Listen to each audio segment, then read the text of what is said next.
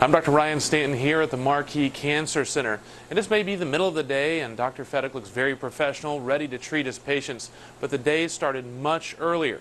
Started about 4:15 this morning when he got up to get in shape for ironcology. Persuaded me to help him. Well into his morning workout, I decided to ask Dr. Feddock, what exactly is ironcology? So ironcology is a concept I came up with a couple of years ago, where what I was trying to do is combine my hobby, which is racing Ironman triathlons, with fundraising for the Marquis Cancer Center. We're specifically trying to improve some of the treatments I provide, and I work as an oncologist. So I just combined them, so ironcology was that blend. As we keep going, I've now raised about $250,000, all of which goes to the Marquis Cancer Foundation, primarily devoted to patient care. This type of dedication takes commitment. So what exactly does the exercise and training schedule look like for an actively working board-certified radiation oncologist who participates in triathlons? I get up pretty early. Most days I'm up at 4 or 4:15. I get in a pretty decent workout in the morning. I finish by 6 a.m. just before my kids wake up. Go to work throughout the day, usually leave at about 5:30, 6 o'clock. Spend a couple hours with the kids, and then once they go to bed, it's usually another hour, hour and a half in the late evening before I go to bed. I got up today at 4 a.m.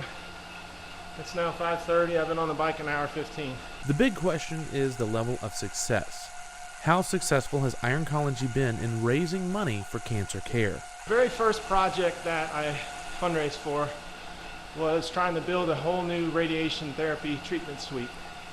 That would be kind of a combined treatment room, primarily allowing us to perform really complex radiation implants. We've been fairly successful.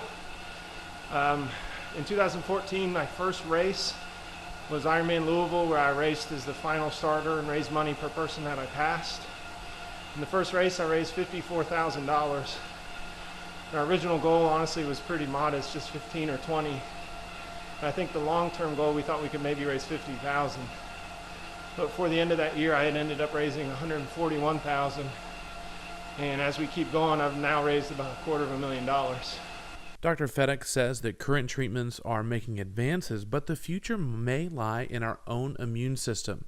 The current trend with cancer treatment, at least, is really starting to explore immunotherapy.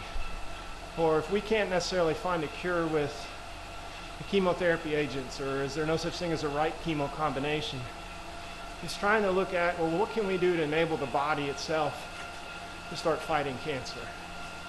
So a lot of the newer treatments that I think we're going to be seeing very soon, maybe even as early as in the next 2 to 3 years, are going to be focusing on activating the immune response to actually start fighting the cancer, so that maybe in that situation, when we go back and use our conventional chemo drugs, some of our surgeries and radiation will actually have a higher chance of curing these patients.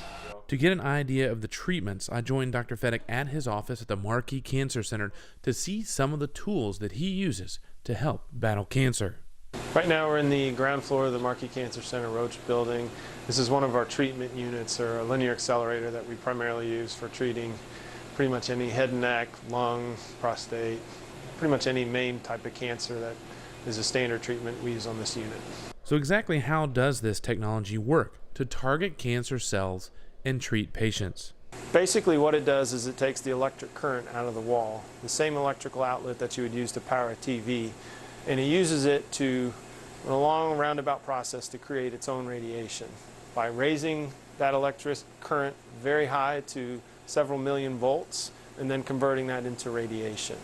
This is something that you cannot see, smell, hear, feel, or taste. The radiation enters kind of in a focal pathway, just like a laser beam would be if you had a laser pointer. It enters that part of the body, and it's able to interact with water, and in the process of interacting with water, it actually generates free radicals that tends to damage the cells in its pathway. Now, one of the unique things that allows radiation to be very effective at treating cancer is that most of the damage that happens from radiation to our normal cells, they're able to repair it. Whereas most of the damage that's caused to cancer cells, they're not able to repair the majority of that damage. One of the bigger questions is, how do you protect sensitive tissues, those tissues that are normal that we want to save and protect, that lie around cancerous cells? So for example, if you want to treat a tumor that's next to, like my hand, and avoid something that's next to it, well, you use all of these beam angles and not the ones that would otherwise pass through what you're trying to avoid, or the opposite way.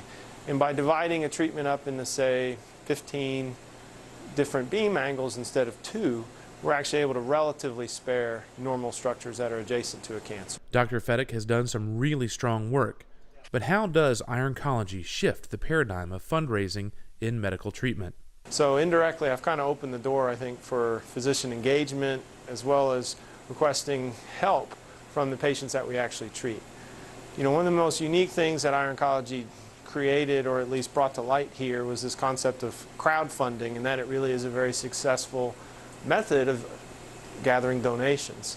You know, the original idea I had with ironcology was just to raise a little bit of money that I could then go to some very large potential donors and ask for large amounts. When in turn what ended up happening was I raised all the money I did off of small donations. Ironcology brings together a great mix of medicine and desire to help patients through an interest in exercise. Dr. Jonathan Feddock and his wife Shannon work tirelessly for their patients to help them get better, feel better in advanced cancer treatment. I'm Dr. Ryan Stanton, and this has been a Tools of the Trade.